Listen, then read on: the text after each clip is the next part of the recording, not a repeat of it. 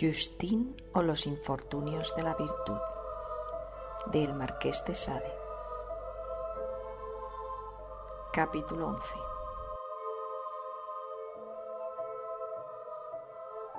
No volví a ver a mi joven benefactor y conforme a lo decidido me marché con la chalonesa la noche siguiente de la muerte de Dubreuil. La Bertrand tenía un pequeño coche cubierto tirado por un caballo al que conducíamos por turno desde su interior.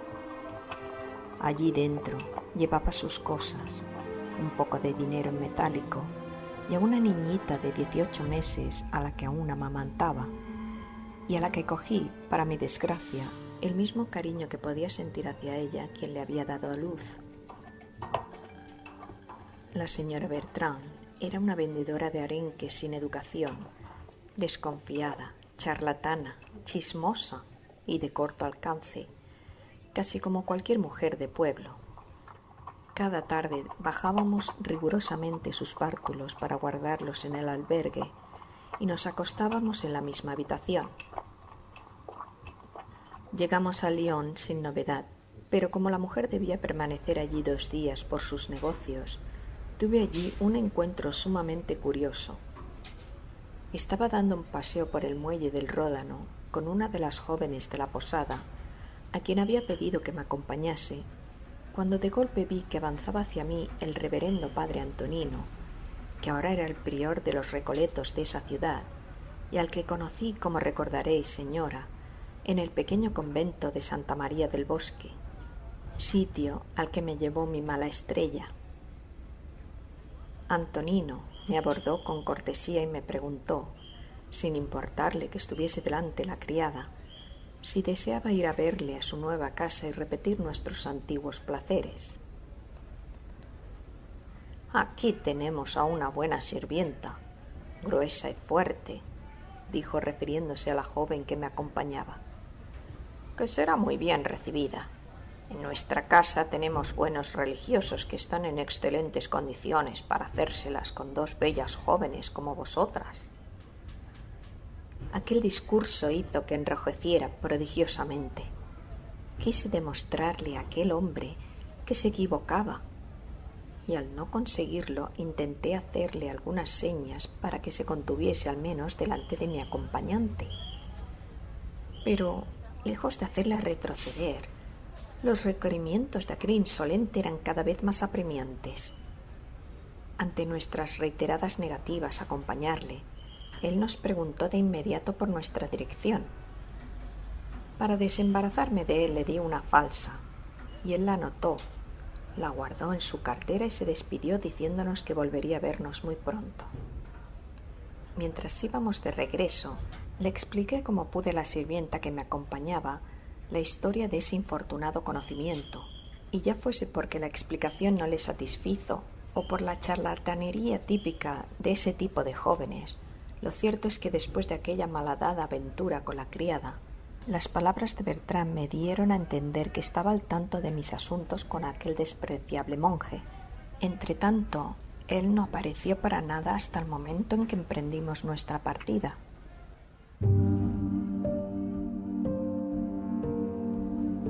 Ese primer día fuimos a Vilafranca y fue allí, señora, donde me aguardaba la horrible catástrofe que hoy me hace aparecer ante vuestros ojos como una criminal, sin que lo haya sido en esta circunstancia tan funesta de mi vida, más que en otras en las que me habéis visto sacudida por los embates de la suerte, y sin que me haya conducido al abismo de la infelicidad otra cosa que no fuesen los sentimientos caritativos, a los que no podía erradicar de mi corazón. Llegamos a Vilafranca un día del mes de marzo, sobre las 7 de la tarde, y nos apresuramos a cenar y acostarnos temprano mi compañera y yo, a fin de hacer al día siguiente una buena jornada. Aún no llevábamos 2 horas descansando, cuando nos despertamos sobresaltadas por el espantoso humo que había entrado en nuestra habitación. No dudamos de que el fuego estaba muy cerca. ¡Santo cielo! El fuego avanzaba de una manera espantosa. Abrimos la puerta y salimos a medio vestir, oyendo el estrépito de muros que se derrumbaban, del maderamen que se quebraba y los desgarrantes aullidos de los desventurados que caían en las llamas. Una de esas llamaradas devoradoras se abalanzó hacia nosotras, casi sin darnos tiempo de salir afuera. Al fin logramos atravesarlas y ganamos la calle, mezclándonos con la multitud de desgraciados, algunos medio abrasados por las llamas, que al igual que nosotras huía escapando del incendio. En ese instante me percaté de que la Bertrand, más preocupada por su vida que por la de su hija, había dejado a ésta dentro y sin avisarle, me lancé al interior en medio de las llamas que me cegaban y me producían quemaduras en distintas partes del cuerpo. Llegué a la habitación, cogí a la desafortunada criatura y corrí a llevársela a su madre. Pero al apoyarme en una viga que estaba a punto de desprenderse, mi pie resbaló y solo atiné por un impulso natural a protegerme con las manos. Ese movimiento hizo que soltase la preciosa carga que llevaba y la infortunada criatura cayó en las llamas ante los ojos de su madre. Esa mujer, sin pensar en ningún momento en lo que acababa de hacer para salvar a su niña, ni en el estado en el que había quedado tras mi caída, enajenada por el dolor, me acusó injustamente de la muerte de su hija. Se echó impetuosamente sobre mí y me molió a golpes, los que no pude atajar debido al lamentable estado en el que me encontraba. Apagado el incendio, aún se logró salvar una buena parte del albergue con los auxilios que llegaron. Lo primero que hizo la Bertrand fue regresar a la habitación, una de las menos dañadas, donde reiteró sus quejas, diciéndome que hubiese debido dejar allí a la niña, ya que no corría ningún peligro. Pero en cuanto comienza a buscar sus cosas, se encuentra con que le han robado todo. Desesperada y furiosa, me acusó abiertamente de haber ocasionado el incendio con el fin de robarle a mis anchas, advirtiéndome que iba a denunciarme, y pasando de inmediato de la amenaza a la acción, pidió hablar con el juez del lugar. Yo defendí enérgicamente mi inocencia, pero ella no quiso escucharme. El magistrado a quien había hecho llamar no se hallaba lejos, ya que él mismo había dirigido el operativo para apagar el incendio y se presentó de inmediato en la posada para atender los requerimientos de aquella despreciable mujer. Hizo su denuncia contra mí, apoyándola con todos los argumentos que le vinieron a la cabeza para darle mayor legitimidad. Me presentó como a una joven de mala vida que había escapado de la horca en Grenoble, una criatura a la que un joven, su amante sin duda, a pesar suyo, la había inculpado de un delito. Le habló también del Recoleto de Lyon. En una palabra, nada omitió de todo aquello que la calumnia, envenenada por la desesperación y la venganza, pudieron inspirarle. El juez le tomó declaración y dispuso el examen de la vivienda, encontrándose con que el fuego se había encendido en un granero lleno de cereales, a donde varias personas declararon haberme visto entrar en la noche, lo cual era cierto, ya que al buscar un excusado, cuya ubicación me fue mal indicada por las sirvientas a quienes había preguntado, entré al granero sin encontrar el sitio que buscaba, de modo que allí estuve el tiempo suficiente como para que sospechasen de haber hecho aquello de lo que se me acusaba. Comenzó entonces el proceso en todas sus formas. Se tomó declaración a los testigos, y no solo no se escuchó todo lo que pude alegar en mi defensa, sino que se demostró que yo era la incendiaria, que mi excesiva maldad había dado lugar a que la niña se carbonizara, y que había pruebas de que había actuado en complicidad con los otros, quienes, mientras yo actuaba por mi lado, cometían el robo por el suyo, y sin que se efectuase ninguna otra averiguación, ni se esclareciesen los hechos.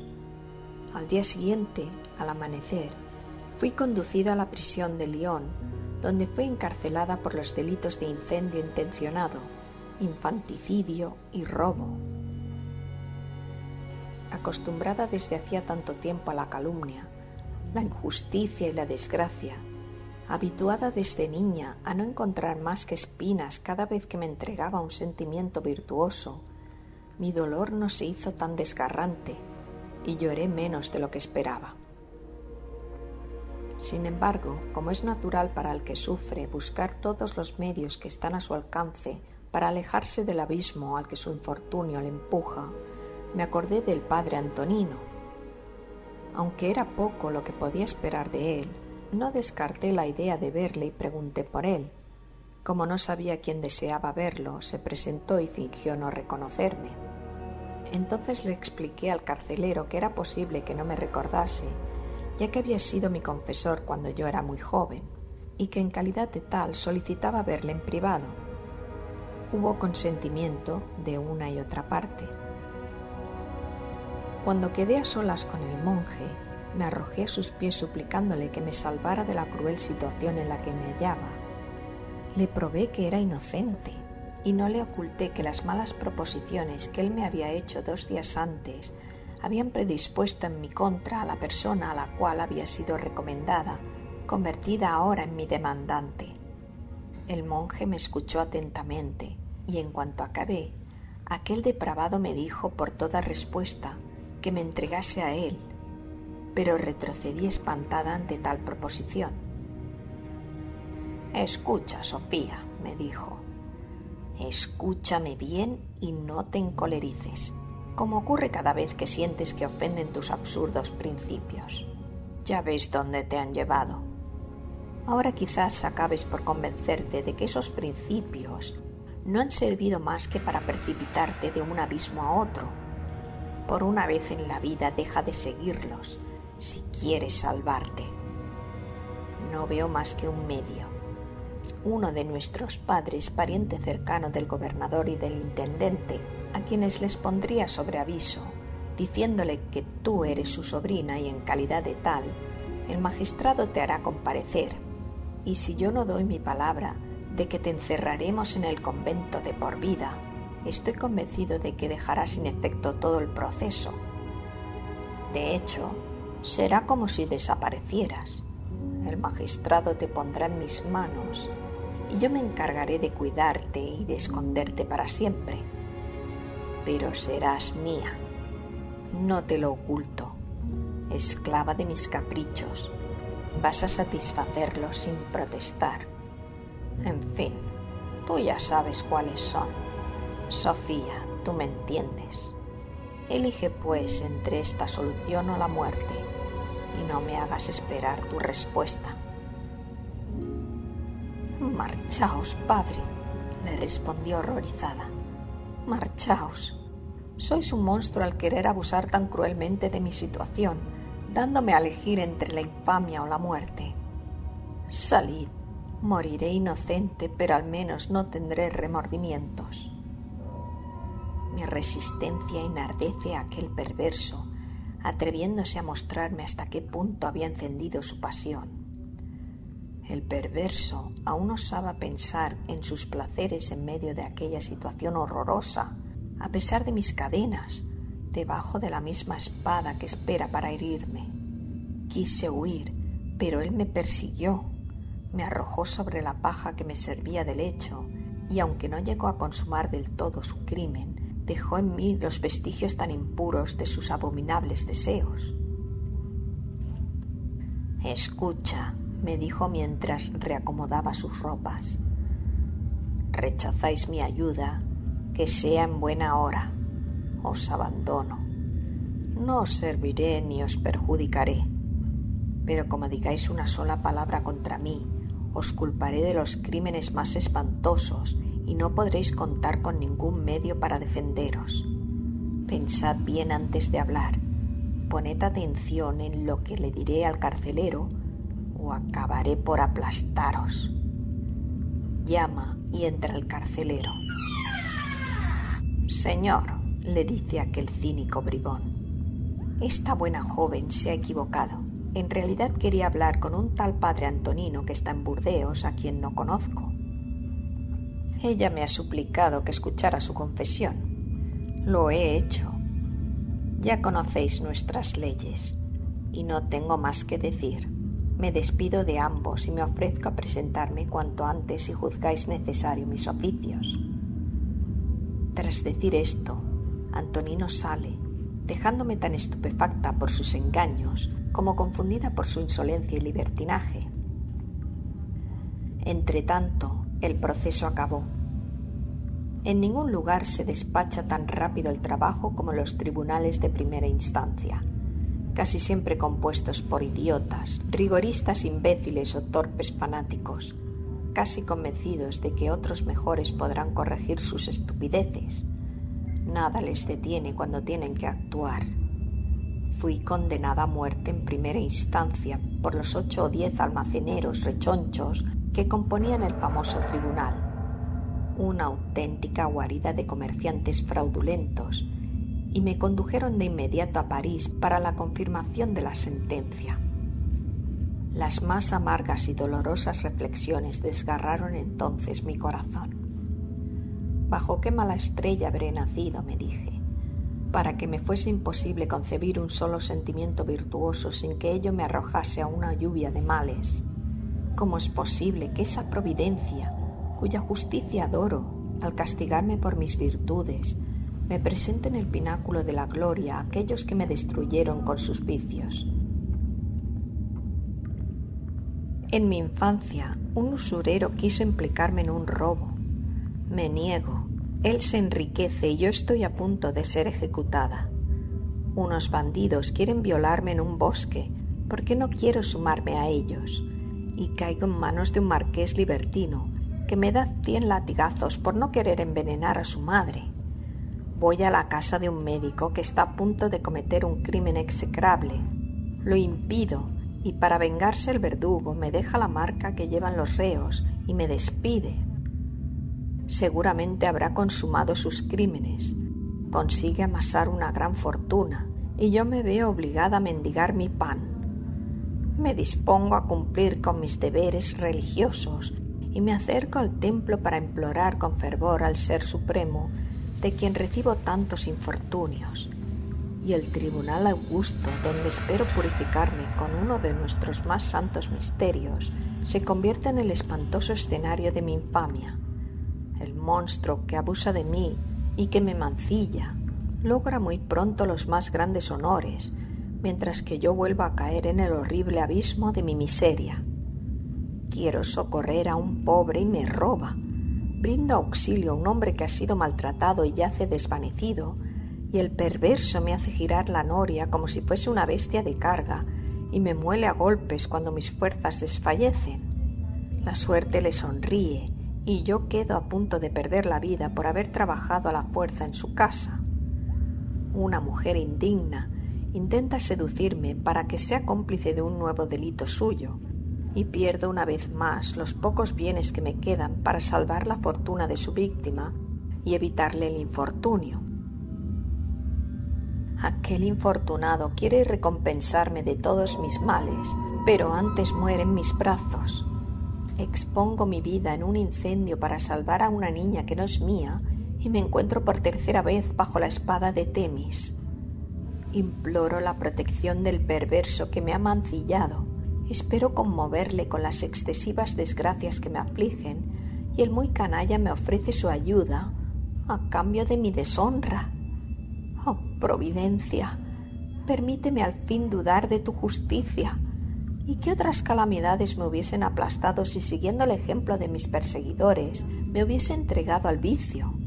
Tales eran, señora, las imprecaciones que a pesar mío me permití y que estaban inspiradas en mi horrible suerte cuando os habéis dignado a tener un poco de piedad y compasión por mí.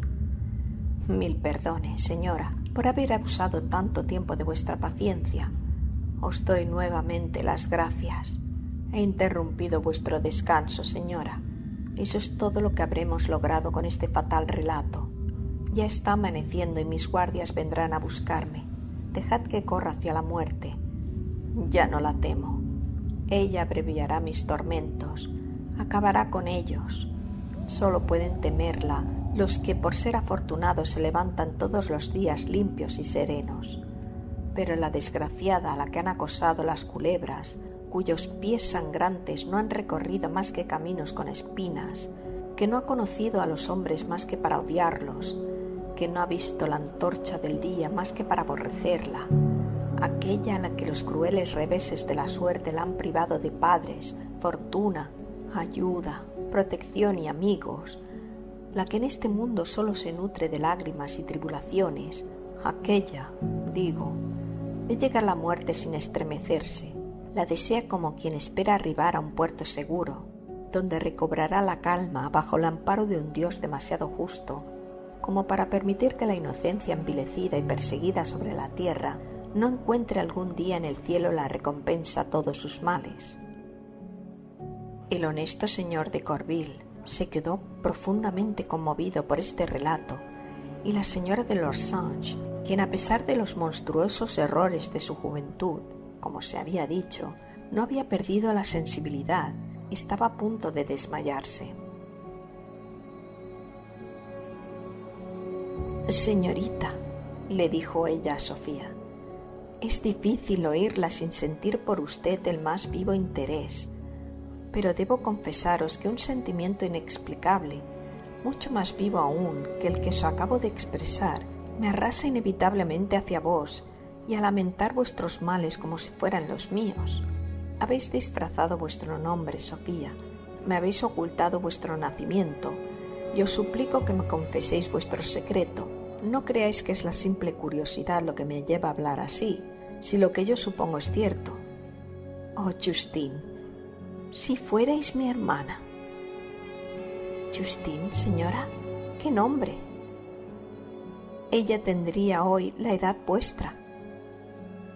«Juliette, ¿eres tú a quien oigo?», dijo la desdichada prisionera, precipitándose en los brazos de la señora de Lorsange. «Tú, mi hermana. Dios mío, ¿cómo he podido decir semejantes blasfemias? ¿Cómo he podido dudar de la providencia? Ahora podré morir menos desgraciada, ya que he podido abrazarte una vez más».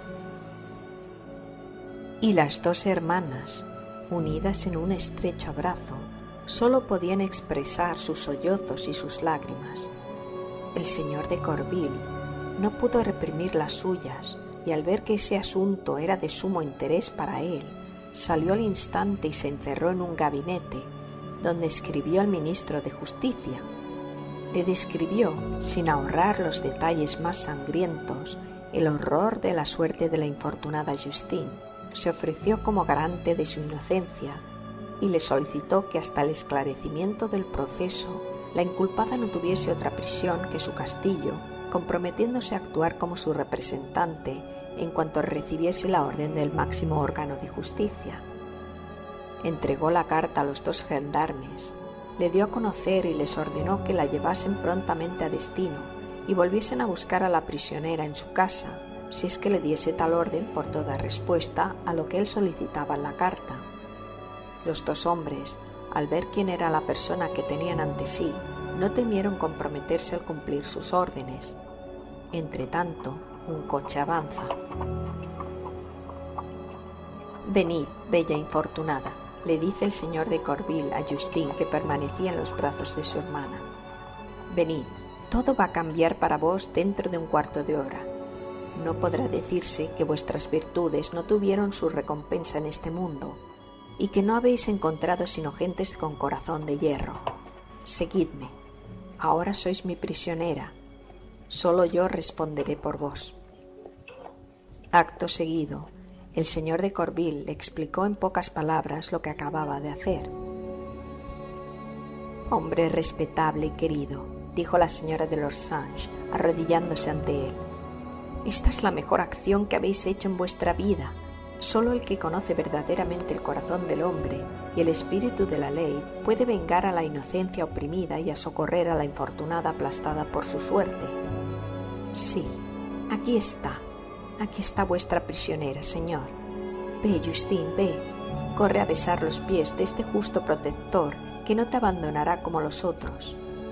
Oh, señor, si los lazos del amor que me unen a vos me eran tan queridos, cuanto más no lo serán al estar embellecidos por los nudos de la naturaleza y estrechados por la más tierna estima». Las dos mujeres se abrazan a las rodillas de aquel generoso amigo bañándolas con sus lágrimas. Emprendieron la marcha. El señor de Corville y la señora de los Sanges se ocuparon de compensar a Justine de todas sus desgracias, colmándola de atenciones y comodidades. La alimentaron con deliciosos y suculentos platos, la acostaron en las mejores camas, quisieron que se sintiese a gusto y que también mandase en la casa, y en fin, ellos se comportaron con toda la delicadeza que se espera de las almas sensibles. Durante algunos días le suministraron algunos medicamentos, la purgaron, la cuidaron, la bañaron, la vistieron, la embellecieron. Se convirtió en el ídolo de los amantes, quienes se disputaban el privilegio de hacerla olvidar lo más pronto posible sus desventuras. Con mucho cuidado, un excelente artista se encargó de hacer desaparecer esa marca ignominiosa que llevaba en la espalda, el cruel fruto de la perversidad de Rodin. Todo ello se hizo gracias a los buenos oficios de la señora de los Sanges y su encantador amigo. Poco a poco fueron desapareciendo los vestigios del infortunio en la encantadora frente de la dulce Justine. En ella se restableció el imperio de todas las gracias. Al tinte lívido de sus mejillas de alabastro le sucedió un rosado de primavera. La risa que hacía tanto tiempo había huido de sus labios finalmente volvió a aparecer bajo el ala de tantos placeres. De París llegaron muy buenas noticias, ya que el señor de Corville había puesto toda Francia en movimiento, consiguiendo que el señor M.S. se sumase a él en la defensa de Justine y en el relato de sus desgracias para devolver a la joven la tranquilidad que le estaba bien merecida. Finalmente, llegaron 2 cartas del rey que exculpaban a Justine de todos los injustos procesos que se habían iniciado en su contra desde su infancia.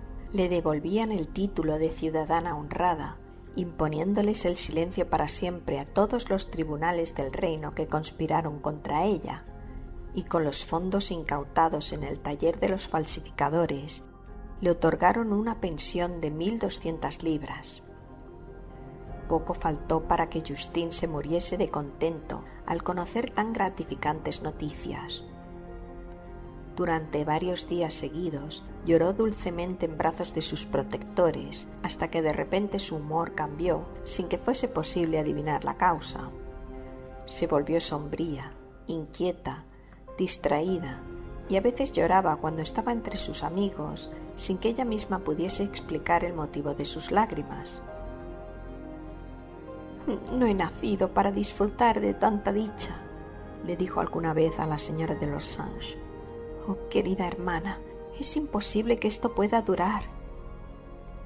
Le dijeron que todos sus problemas estaban resueltos y no debía preocuparse por nada, que habían puesto mucho cuidado en no mencionar en los memoriales que habían escrito a su favor a ninguno de los personajes con los cuales estuvo comprometida y cuya reputación era de temer, que eso no podía sino aumentar su tranquilidad. Sin embargo, nada conseguía hacerle salir de aquel estado. Se diría que aquella pobre niña, hecha para ser desgraciada, sentía la mano del infortunio continuamente suspendida sobre su cabeza, que esperaba el golpe que la aplastase definitivamente.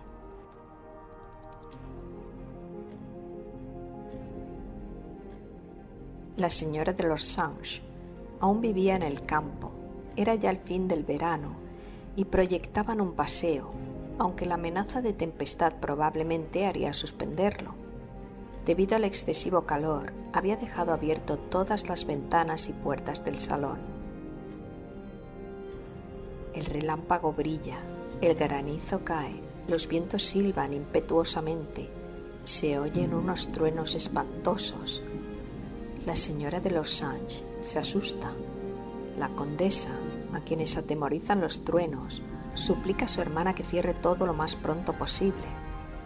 El señor de Corville entra en ese momento y Justine, que se da prisa por calmar a su hermana, corre hacia una ventana. Intenta cerrarla, luchando contra el viento, pero éste vuelve a abrirla y en ese instante un rayo la arroja en el centro del salón y la deja sin vida sobre el suelo. La señora de los Sanges lanza un grito desgarrador y se desmaya. El señor de Corville pide ayuda. Llegan los criados y atienden a ambas a la vez. Consiguen reanimar a la señora de los Sange, pero la desventurada Justine ha sido herida de tal manera que no cabe ya ninguna esperanza. El rayo había entrado por su seno derecho, le quemó el pecho y al salir por la boca le dejó el rostro tan desfigurado que daba horror mirarla. El señor de Corville ordena que retiren el cuerpo, pero la señora de los Sange se levanta y con gesto sereno se opone a ello. «No», le dice a su amante, «no, dejadla ante mis ojos un instante, señor. Necesito contemplarla para reafirmar la decisión que acabo de tomar. Escuchadme, señor, y no pongáis obstáculos al camino que voy a seguir, del que nada en el mundo conseguirá apartarme. Las inauditas desgracias que ha sufrido esta infortunada, a pesar de que siempre respetó a la virtud, tienen algo de extraordinario, señor, y me ha hecho abrir los ojos. No creáis que me ciegan los falsos resplandores de la felicidad que hemos visto relucir en las aventuras de esos depravados que la deshonraron. Esos caprichos de la suerte son enigmas de la providencia que no nos corresponde desvelar, pero que no deben seducirnos. La prosperidad del despreciable no es sino una prueba a la que nos somete la providencia. Es como el rayo cuya luz engañosa embellece por un instante la atmósfera para precipitar luego en los abismos de la muerte al desventurado a quien deslumbra. Aquí tenemos un ejemplo. Las ininterrumpidas calamidades, las espantosas y continuas desgracias de esta infortunada muchacha son una advertencia que le da el Eterno para arrepentirme de mis defectos, para escuchar la voz de mis remordimientos y echarme por fin en sus brazos.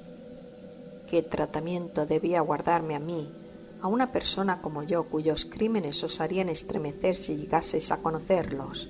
A mí, cuyo libertinaje e irreligiosidad y el abandono de todos los principios han marcado cada instante de mi vida. ¿Qué debo esperar yo frente a una persona que ha sido tratada así, sin haber cometido un solo acto reprochable en toda su vida? Separémonos, Señor, ya es tiempo, ninguna cadena nos ata. Olvidadme y aceptad que vaya con mi eterno arrepentimiento a abjurar a los pies del Ser Supremo las infamias que me han deshonrado. Este ejemplo, aunque doloroso, es sin embargo necesario para mi conversión en esta vida y para lograr la felicidad que espero en la otra. Adiós, Señor, no me veréis nunca más. La última muestra de amistad que espero de vos es la de que no ordenéis ninguna pesquisa para averiguar qué ha sido de mí. Os espero en un mundo mejor, al que seguramente os conducirán vuestras virtudes y que los castigos y mortificaciones que iré a buscar sirvan para expiar mis crímenes y me permitan reunirme con vos algún día. La señora de los Sange abandonó prontamente la casa, hizo preparar un coche, tomó algún dinero y dejó el resto al señor de Corville, indicándole que lo utilizara con fines piadosos. Se fue a París, donde ingresó en el convento de las Carmelitas, entre las que en muy poco tiempo se convirtió en modelo y ejemplo, tanto por su gran piedad como su sabiduría de espíritu y la extrema sobriedad de sus costumbres. El señor de Corville se hizo digno de obtener los más altos cargos de su país, aceptando tales honores nada más que para obrar en beneficio del pueblo, la gloria de su soberano y la fortuna de sus amigos.